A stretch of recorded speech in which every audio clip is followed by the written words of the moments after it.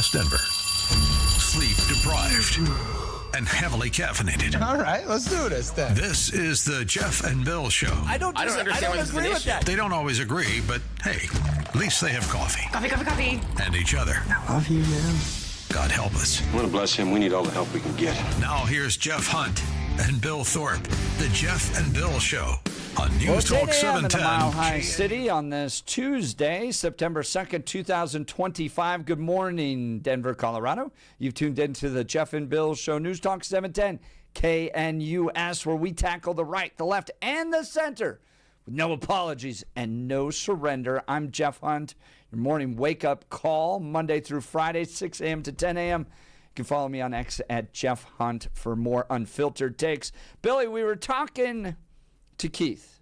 Yes, we were. And this He's still thing on the was phone. getting spicy, and Keith hung over. Thank you, Keith. Yeah, appreciate it, man. Bill, bring him back. Yeah, so Keith, talk to me about, no, we said, okay, yes, bad pole dancing, but talk to me about why we shouldn't have pole dancing at the Colorado State Fair, just to catch everybody up. Well, because I think pole dancing is an extrovertly sexual act.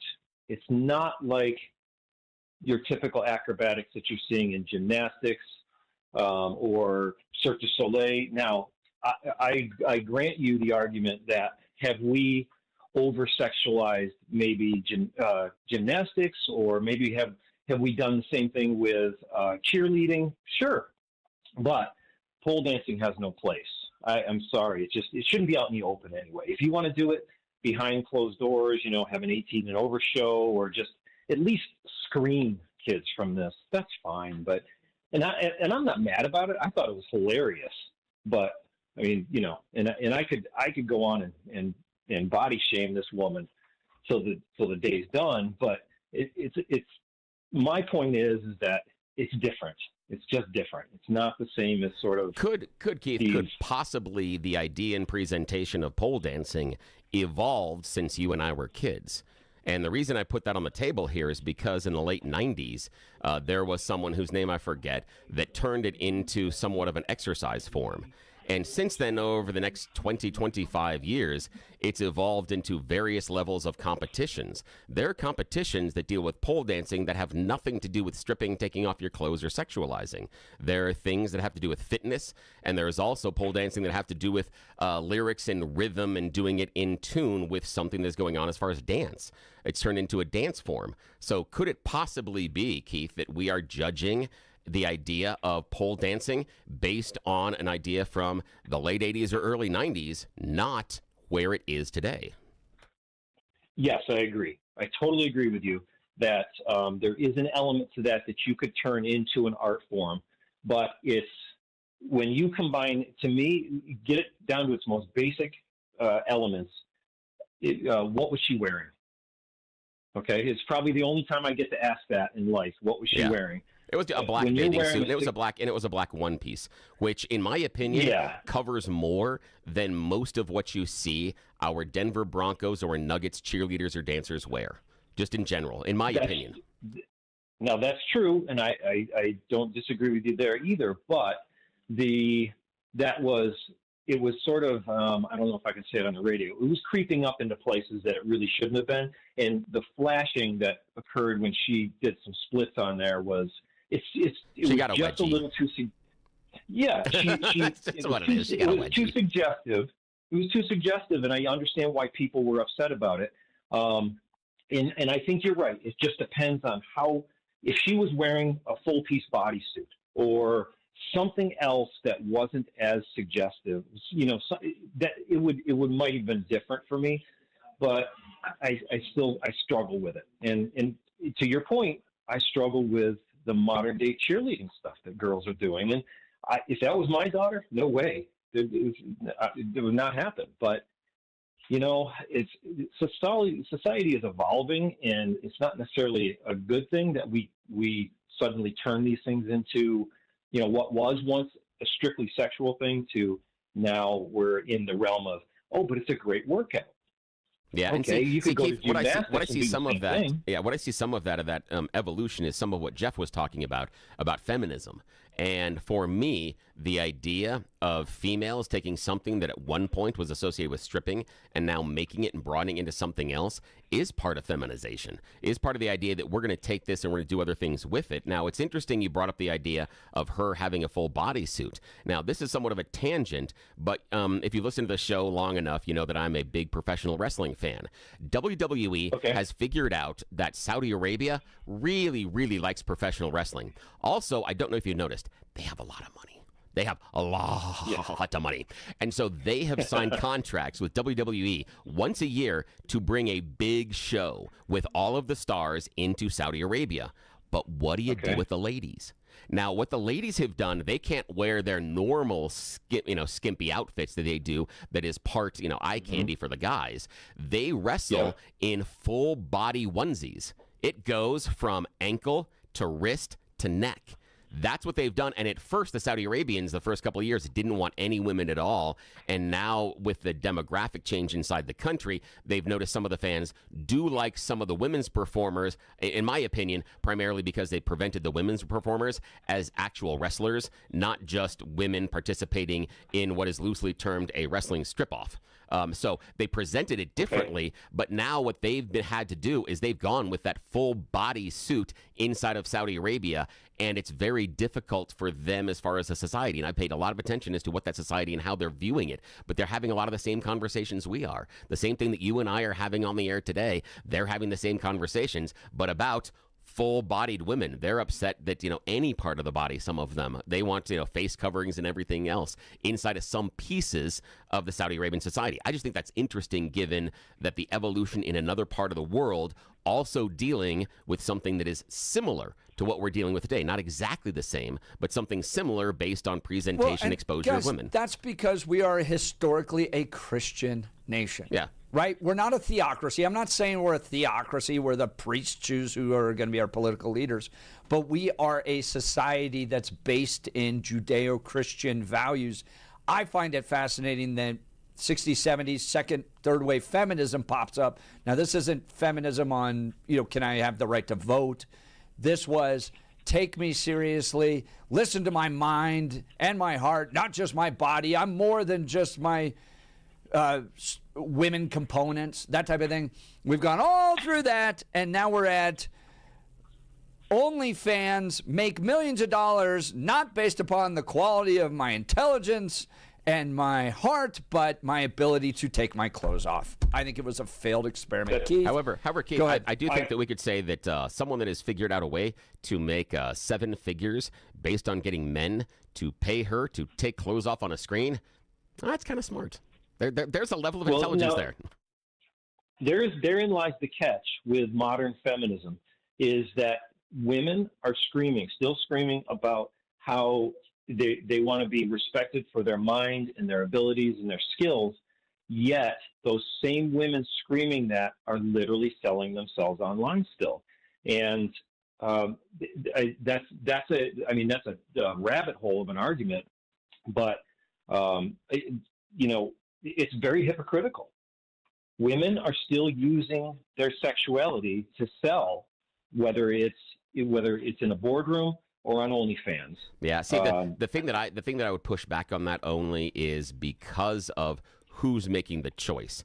And what I mean by that is there are women in our audience that understand how they were sexualized inside the workplace, and that meant the other men in the office making comments to them, suggesting they sleep with them, and in many cases grabbing body parts or even kissing them at the office. They were objectified that way. Now, in some ways, the women choosing to be the object is the form of empowerment. There is. It is not at all. It's not a choice. If they're choosing it's not a choice. Yes, if they're choosing it. No. Last time I checked, nobody signs up for OnlyFans by accident. Just saying. So basically, choosing to sexualize yourself and choosing to get ahead in the world by using your sexuality is to me the ultimate in hypocrisy. When you're screaming that you can't do this to me, but I can do this to me. I think that's a little bit hypocritical. But Keith, isn't that the ultimate? Keith, wait, hang on a sec. Keith, isn't that the ultimate form of self-empowerment? You can't do this to me. I can do this to me. I think that's arguable. I think the whole idea that it's self-empowerment is entirely arguable, because it's like saying, this should not be happening to me, but now that I can do it, I'm going to take full advantage of it. I just don't. I can't balance those two out in my mind. Well, here would be the example. Here's the example that I'll give you, exactly Keith. what you're saying. I'll give you the example. Keith, the idea being that, you know what, Keith, we've decided that we need to figure out where you are each and every day, so we are going to forcibly tattoo something onto your arm, and then we're going to place a chip into your arm. That's one thing. But if you choose to go out and get a tattoo or put something else in your arm, that's your choice. That's the issue on self-empowerment. Who's making the choice for you? Well, and I disagree with the premise of this, because there's freedom to do something and freedom to be something. And God did not intend for women to be taking their clothes off for other men to purchase, okay? Now, you could say, well, I'm choosing to do that, therefore I have the freedom to do it, and that's self-empowering. But again, that's not what God created male and female to do. There's slavery there. There's emotional slavery. There's entanglements. You rarely see these women go on to live fruitful, healthy, successful lives with naked pictures of them posted everywhere. I mean, you see porn stars committing suicide. Yeah, they may be having the freedom to do that and the self-empowerment to do that, but they seem miserable. They seem entrapped, and I don't see it as very freedom-oriented. Sorry. And Bill, to your argument about the tattoo versus the tracking versus this is my tattoo, that's like saying I'm being trafficked, but if I'm not being trafficked, I'm choosing to be a prostitute. I think that's a little extreme to say. Well, we do have spaces in this country that's allowed. Nevada being one of them. And they look being great. A prostitute. It looks like they're having a wonderful time. Again, I'm not arguing that, but I'm arguing the choice. That's different than being trafficked when you're making the choice. Again, I'm not celebrating the choice. I'm not saying that's one that we should, but that is the exact fulcrum of the conversation, is the individual being able to make the choice. But when we call it empowerment, then we are celebrating the choice, right? I'm not necessarily sure I get That's that far exactly right, Keith. on that one, because the idea that you can make the choice, I'm not certain about celebrating it as empowerment. I think we can agree, and the only part that I would get to celebrating it as far as empowerment is understanding that if we looked at one sex that we have here in the country, there's only one of them that was not allowed to make that choice, and that's it. So when they're eventually allowed to make that choice, that can be a form of celebration, even if you disagree with it. That's where I would go with that. Keith, I appreciate the call. Thanks so much, it, Keith from Denver. His line will be open. I like how he thinks. 303-696-1971, or text us on the Dan Caplis Law text line at 720-819-5115. Now it's time for News and Comment with Blake Olson. Blake Olson. Blake Olson, News and Comment.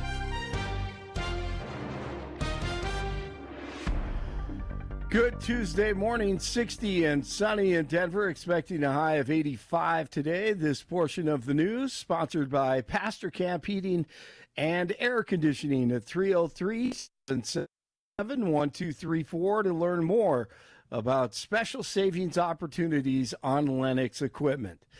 Our top story, DJT set to make an announcement from the Oval Office today at noon. Over the weekend, CNN outraged that they had no idea what DJT was doing. Hopefully R&R, like a lot of us. I think he spent a part of the Labor Day weekend golfing at his golf club in Virginia, but there's also like this social media burst of like, is he healthy? What's actually happening? What color is his hat? What's going on here? I don't know. I think everyone would like to know. I think that it's really disconcerting. The president has been very vocal with press all the time. I think in August he spent 26 days doing public events or talking to press. So to go down for 6 days and just have a slew of true social posts that are very chaotic and people can't follow all of them, it's very concerning, and I think that it raises questions. The president could just be taking a few days down in August, which is normal for presidents to do, or there could be actually something wrong. The problem is we don't know, and they're not being transparent about it. I mean, well, he's golfing, so I mean, he seems to be okay. I mean, he's out there golfing. Okay? He's saying he's golfing. They haven't seen it. Oh, whatever. Sure, Michael Singleton had to set Megan Hayes, whoever she is, had to set her straight. It's back to work today as Congress returns from a month-long break. Maybe they should just stay home. I know we'd be better off. There's a possible government shutdown looming, I think, at the end of September 30th. Soft Republicans need to have a spine this fall, please, for the love of God. Meanwhile, the House Oversight Committee is set to hold a private and bipartisan meeting with victims of late sex offender Jeffrey Epstein and Ghislaine Maxwell this afternoon. A man is in custody after police say he repeatedly tried to run over his ex-girlfriend's mother and crashed into two homes Sunday.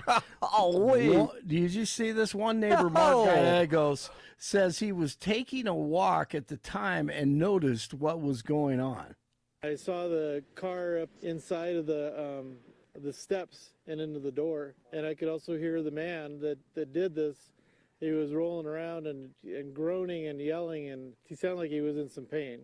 So Westminster police say the suspect first rammed his car into the woman's house, fled, then hit a second unrelated home. Officers say he later returned, attempted to strike the woman several times, and crashed into her house again before neighbors intervened and restrained him. The man was taken to a hospital for evaluation. Why would you do that? And police say no one was seriously injured. The investigation is ongoing, and the suspect's name has not been released. Goodness. ICE agents could make their presence known in the Chicago area as early as today. This despite the fact that Chicago Mayor Brandon Johnson has continued to push back against ICE and the National Guard coming to the city. 7 people are dead in Chicago after shootings over the weekend. Johnson signed an executive order emphasizing that Chicago police will not assist federal government-led activities. Comedian Graham Lynham has been arrested by 5 armed police officers in the UK for posting on X against transgender ideology and identity. Here's how they do it elsewhere, if you ever wondered. In supposed free Western Europe in England, they escorted me to a private area and told me I was under arrest for 3 tweets. That's what the comedian said.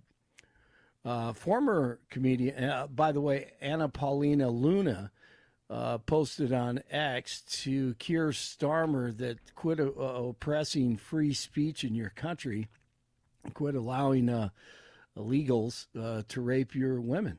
So good for Anna Paulina Luna. Former comedian actor Rosie O'Crazy apologized for saying the Minnesota shooter in Minneapolis at the Catholic Church, the shooter was one of those NRA-loving right-wingers. I know a lot of you were very upset about the video I made before I went away for a few days. I didn't go online and haven't seen them till today. But you are right. I did not do my due diligence before I made that emotional statement. And I said things about the shooter that were incorrect. I assumed, like most shooters, they followed a standard MO and had standard feelings of NRA-loving kind of gun people. Wrong again. Former New York City Mayor Rudy Giuliani is out of the hospital. This is horrible. Following a crash in New Hampshire, Giuliani and his driver were traveling on I-93 over the weekend when they were flagged down by a woman saying she was involved in a domestic violence incident. After police arrived, the vehicle Giuliani was in merged onto the highway and was struck from behind. My goodness. This is an interesting development. Shocking Democrats. Republicans in New Mexico, the most Hispanic state in America, have net gained over 21,000 voters on Democrats since November 2024, cutting the Dem lead from over 72,000 to 55,000. So you know what? There's still hope for Colorado. We can only pray. 6-time Super Bowl champion head coach Bill Belichick beginning his college coaching career with the loss. Belichick's North Carolina Tar Heels blown out 48-14 Monday night at home against TCU. All right, 58 in Parker, 57 in Lakewood, 60 in Denver. Jeff and Billy continue. Blake Olson, News Talk 710 KNUS. Mostly sunny to partly sunny and very pleasant here in Denver and along the Front Range today, tomorrow, and Thursday. As nice September weather will dominate. Highs will be 80s, overnight lows will be 50s. For Friday and the weekend, a little bit cooler, 70s to near 80 or so, and we'll see some better chances of afternoon and evening thunderstorms. Weather is a service of L&L Heating and Air Conditioning. For quick, trustworthy, and dependable service, call L&L Heating and Air Conditioning at 720-851-1691. Visit them online at bestdenverhvac.com. You'll be comfortable with L&L. Meteorologist Don Day in the 710 KNUS Weather Center.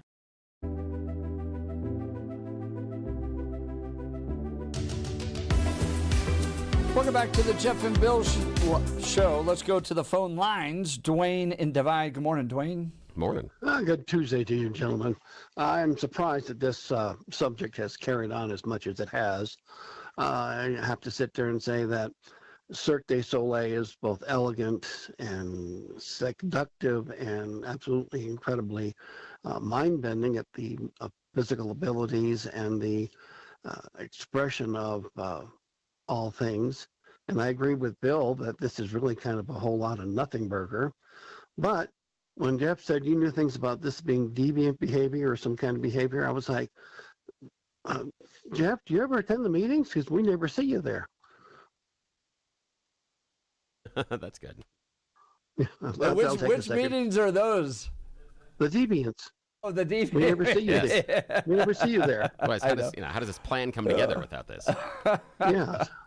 Yeah, good one. So, well, like I say, it's one thing if they're wearing, 2 Band-Aids and a piece of duct tape. It's another one if they're wearing something and being more entertaining. And besides this, it's great physical health. A friend of mine, she was 270 pounds, and she lost 80 pounds due to that, and she has a core right now. You could drop a dime on her belly button and get $2 change. Is it something that's a little bit more advanced in our culture? Yes, but, we can take anything and make it look dirty. Trust me. I know people. I've seen people.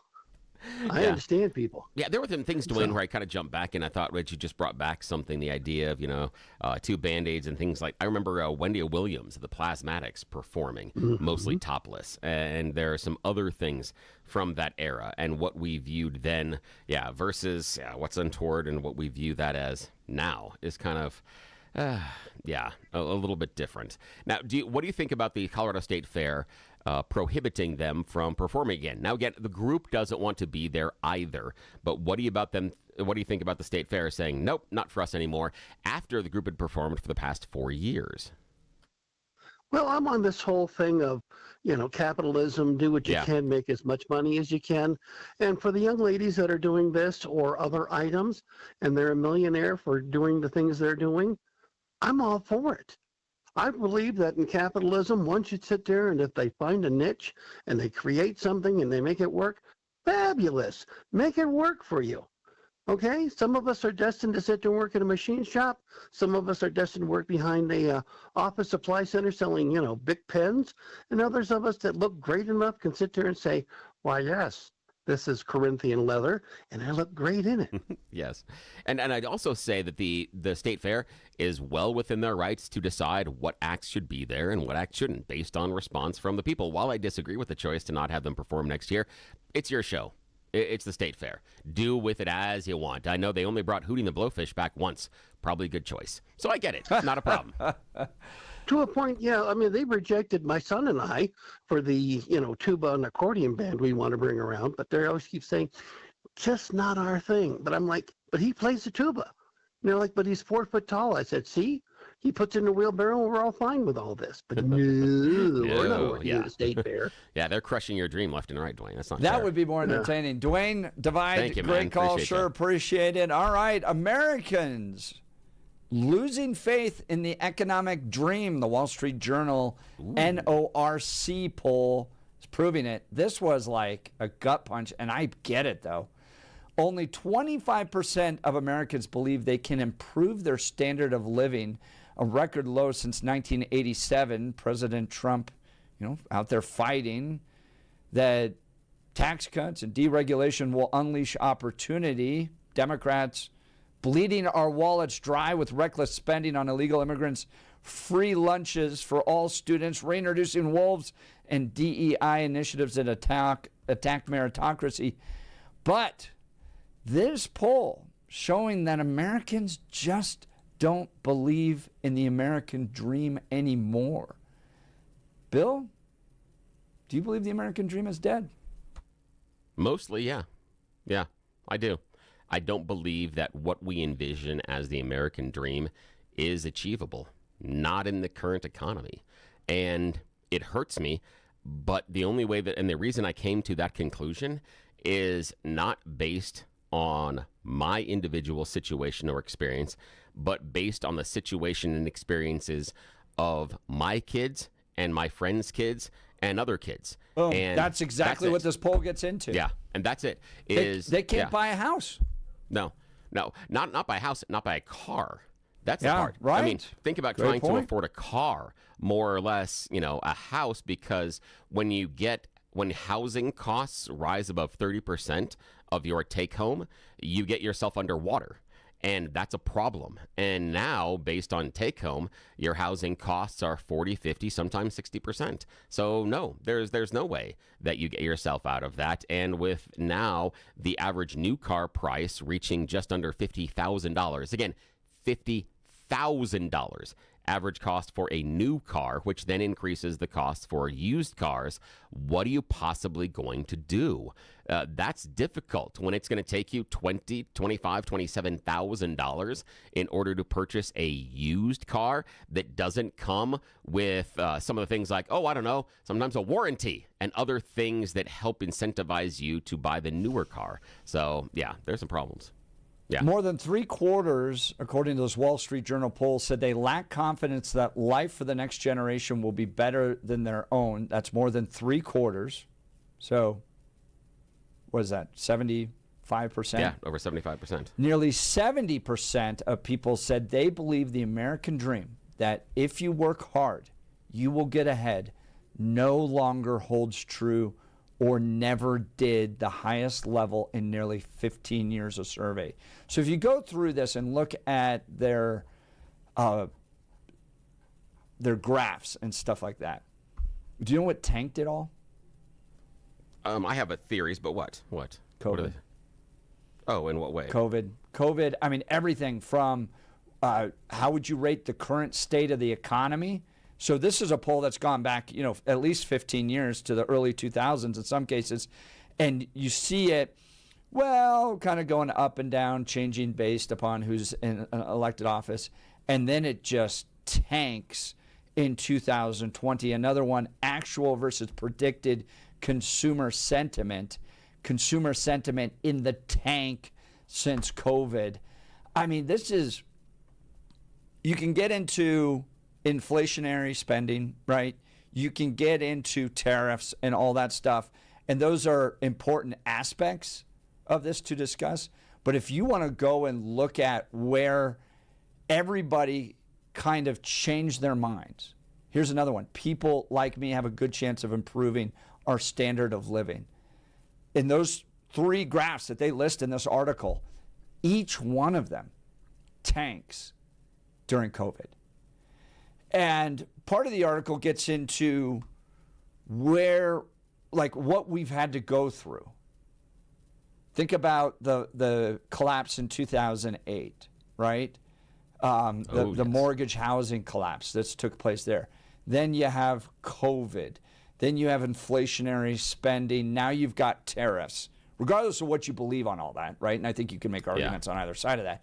But they make the argument that, we've been through quite a bit. And that's part of the reason why people just don't believe that the American dream is achievable.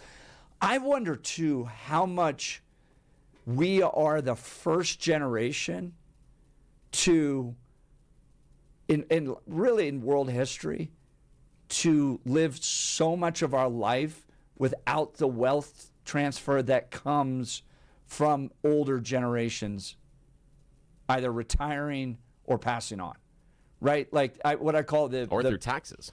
It's the other part too. Is because if we go back to 50s and 60s, our tax rates were different then as well. So there was a different redistribution of wealth. Yeah. But I mean, like what I call the Prince Charles effect. The dude didn't become king until he was like in his 70s. Oh, yeah. Right? So traditionally throughout history, you did have wealth transfers down to the next generation from the parents or the grandparents. That's just now being delayed. So you're going to live 60, 70 years of your life before that wealth transfer comes to you.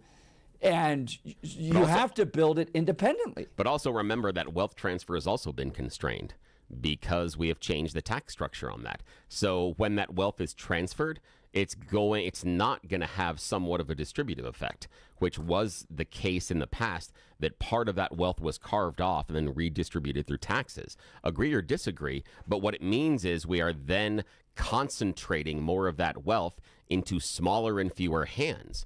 So again, we can disagree with the idea of a death tax, but what that is functionally going to do is, again, concentrate more of that wealth, more of that money into fewer hands. That's just going to be what happens. But I disagree with that because the transfer wasn't like a giving around of money. It went to government programs, and we have more government spending than at any point in American history. We also have more debt, which I would right. submit. So we have a tremendous amount of money. But I would submit that's going to this government program. More revenue would help.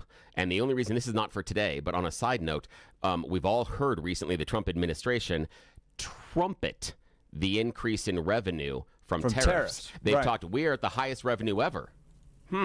So maybe revenue is a part of the equation. I don't want to get into tax policy or anything else this morning, but I think that in this discussion, revenue also can talk about being a part of it. And when we take away that idea of a death tax, you functionally concentrate more of that wealth into fewer hands. It's just what happens. That's it. Well, join the conversation. Would love to hear from you. Do you believe that the American dream is dead? 70% of Americans polled in this Wall Street Journal article do believe that's the case. More importantly, why? Let me twist this a little bit. Yep. Okay. Now, why do people think it's the American dream is dead? If we are getting to a point that only 25% of Americans feel that they can improve their situation, that 3/4 of this country lack confidence in our ability to chase the American dream, is that the reason that socialism becomes more attractive? If I can't fulfill my dreams, if you're telling me the American dream is the best way to do this, and I'm working hard, I'm doing exactly what I'm supposed to, and I can't achieve the American dream, then tell me why.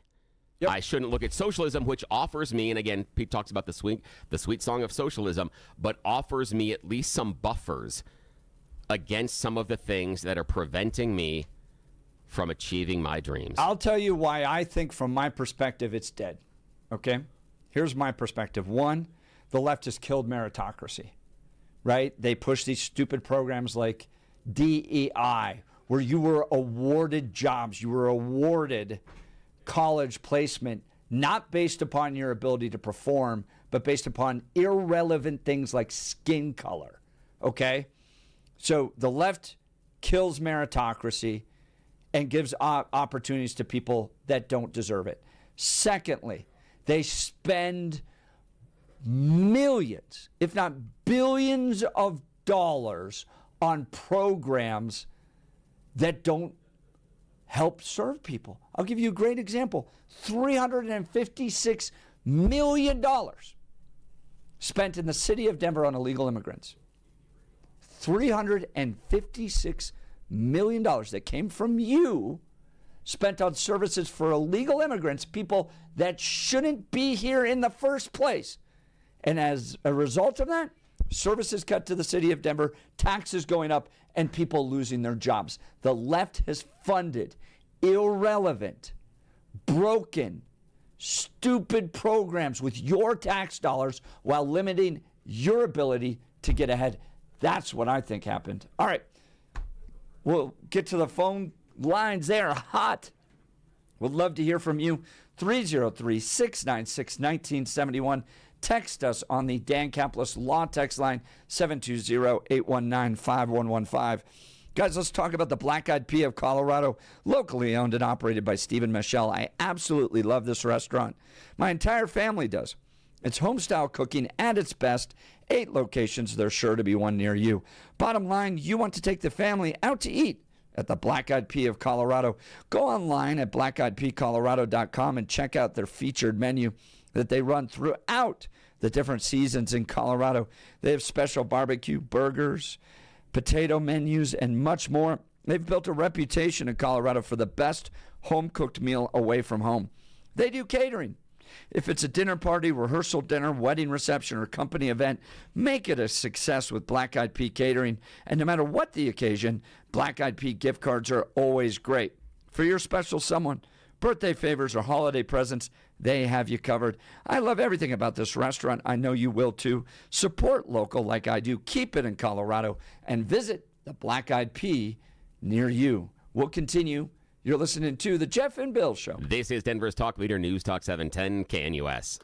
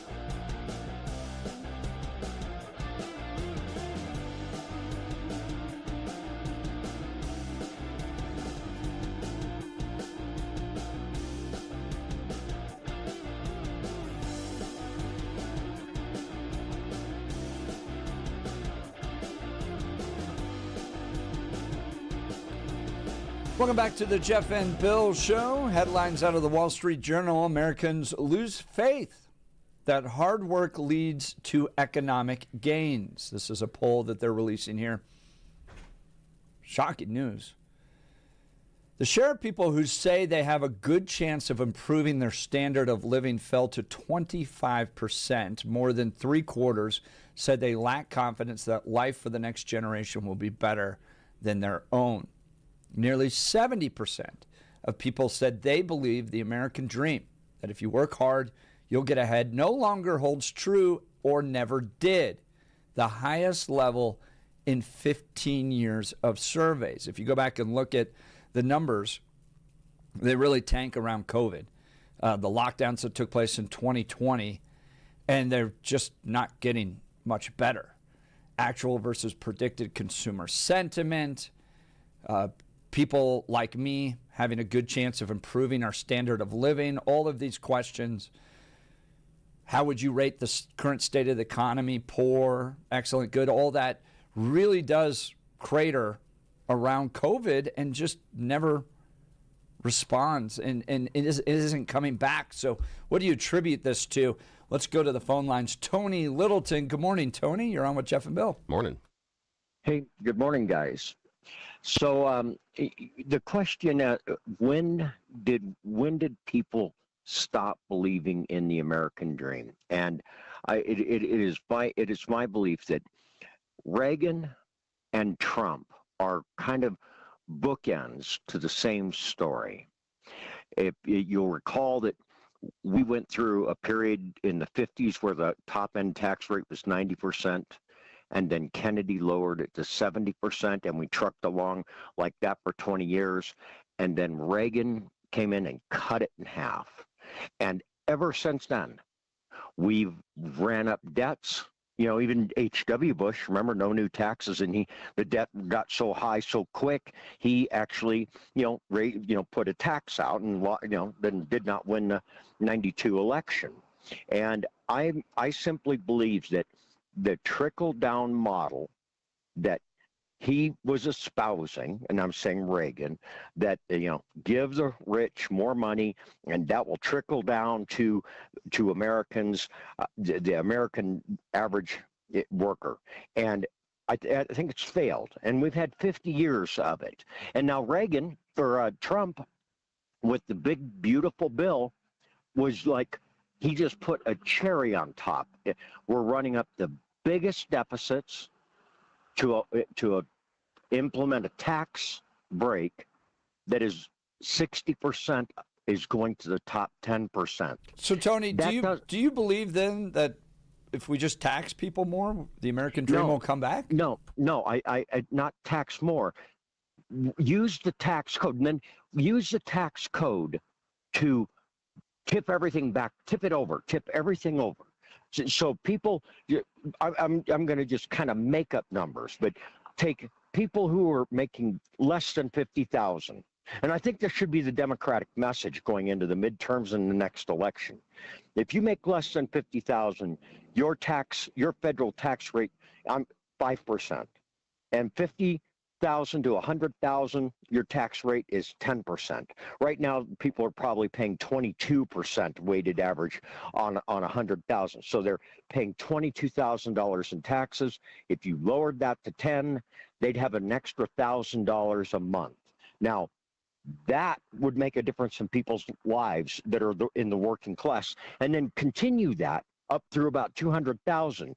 But to pay for that, you've got to take the top end tax rate back up to something like 50%. So use the tax code to just completely. Yeah, you think the best way to help this country move forward is to take half of what the high earners are bringing in, the producers, the business owners. And you have to say that's 50% of, that's the top end tax rate on their top numbers. Let's just say that if you make 100 million, you start paying 50%. When you're making 50 million, you may only be paying 45%. But so the tax rate, is progressive in nature, and you keep it progressive in nature. And those wealthy people, they benefit because all the working class, call it the people making under $200,000 as a family, they're going to spend that money. That's what we know. We know that works. You give people that make less than $200,000 money, they're going to spend it because they need to. And maybe they'll decide, hey, we can afford a child. We've got an extra $1,500 a month. Maybe now we can actually afford having a child. Maybe we can afford to buy a home. There would be so much growth in the economy. Tony, 40% of people don't pay an income tax to the federal government. That's the very lowest. That's people probably making $20,000 a year. You know, if you make $15, 40% of all Americans don't. I know. I'm saying, but I get that. That's true because that's how poor Americans are. They're struggling. Yeah, but your entire premise was lower their tax burden so that they have $1,000 more. I'm telling you, they're not paying anything. If you make $100,000, your weighted average taxes, federal tax is probably 22%. It was up to $100,000, and if you're up to $200,000, your weighted tax rate is probably something closer to 26%. You know, so I'm talking about lowering people all the way up to 200,000, families up to 200,000, lower it aggressively, and pay for that by increasing the top end tax rate. Reagan made a mistake. That's all I'm saying. He made a mistake. He tried. He believed in it. He thought it would work, and it doesn't work. Trickle down never worked, and that's what Americans need to get their hands around. And Trump ran as a populist, right? I mean, I'm going to help the working class. Well, his tax break for the working class is pennies. I mean, it's literally pennies. In fact, paying taxes. But Tony, I mean, I think the argument is much stronger that the government just doesn't deliver the American dream. We are spending more money than ever before. The state of Colorado's increased its own spending 50% over the last few years. The government cannot deliver the American dream. The government doesn't really. I don't think the government is supposed to deliver the American dream. I think they need to set up the framework to make it possible. That's Tony, all I'm saying. I would say you're an old school Democrat. But today's socialists, those that are electing Mondami, they believe that the government's going to provide everything. Don't call me old school Democrat. I worked on Reagan's campaign. I was on the board of directors for the Arapahoe County Young Republicans with Bill Owens as heading it. Are you still a Republican today? I voted for Reagan, worked for Reagan. Are you still a Republican today? No, I can look back and say that policy, that trickle-down policy, does not work. And we have evidence of it over and over and over. So quit trying to do the same thing over and over and get a different result. Tony, we're spending more money than ever. We're spending more money than ever in Colorado, and it's more expensive than ever. If Musk had to pay, well, that's just so. What would happen if people had an extra $1,000 a month, legitimate money? I mean, their federal tax might be $1,000 a month. If they weren't paying, they were paying $100 a month in federal taxes. Yeah, Tony, but I mean, 40% are already not paying anything. What they can afford to do. We've got to get to a break, Tony. I appreciate the call. That was a lot of fun. His line will be open, 303-696-1971. Let's talk Mountain High Appliance. Labor Day honors hard work, and KitchenAid has been one of the hardest working brands since 1919. Mountain High is clearing out KitchenAid's floor models to make room for new arrivals so you can take advantage of the guaranteed lowest price. Mountain High has Colorado's most experienced sales staff, so why would you go anywhere else? Get the Mountain High appliance today and experience the difference. Phone lines are hot. The discussion, Wall Street Journal poll. Americans are losing faith that hard work leads to economic gains. We'll continue. You're listening to The Jeff and Bill Show. This is Denver's talk leader, News Talk 710 KNUS.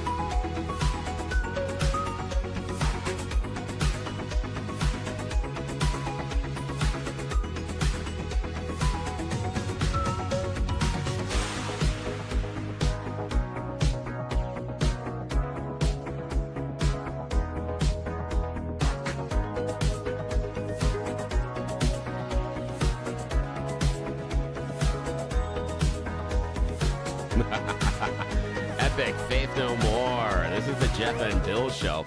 This is kind of a reference to what we're talking about last hour. Those who know, you know. Alrighty.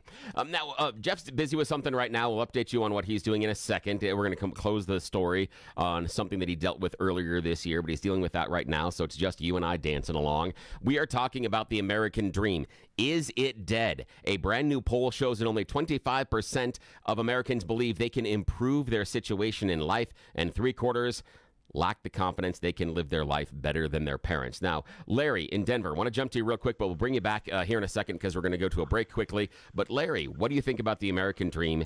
Is it dead? I would say no, it's not dead, but it's difficult.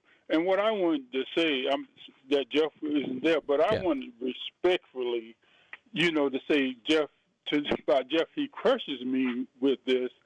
I look at this, and I shared before, I endeavored to have a house. My house is paid for. I got 3 kids who have a home. One lives in Castle Rock, but they're endeavoring. They struggle. They go. I got one kid who just had a baby. They're going to be paying $2,000 a month for child care. So that's Larry, hold that thought, man. We're going to bring you up right after this break because I love the fact that I want to break right there when you talk about child care because we haven't talked about that yet. How the expense of child care when you're trying to raise a family, what does that do to your pursuit of the American dream? Is the American dream dead? Give us a call, 303-696-1971. This is Jeff and Bill, KNUS.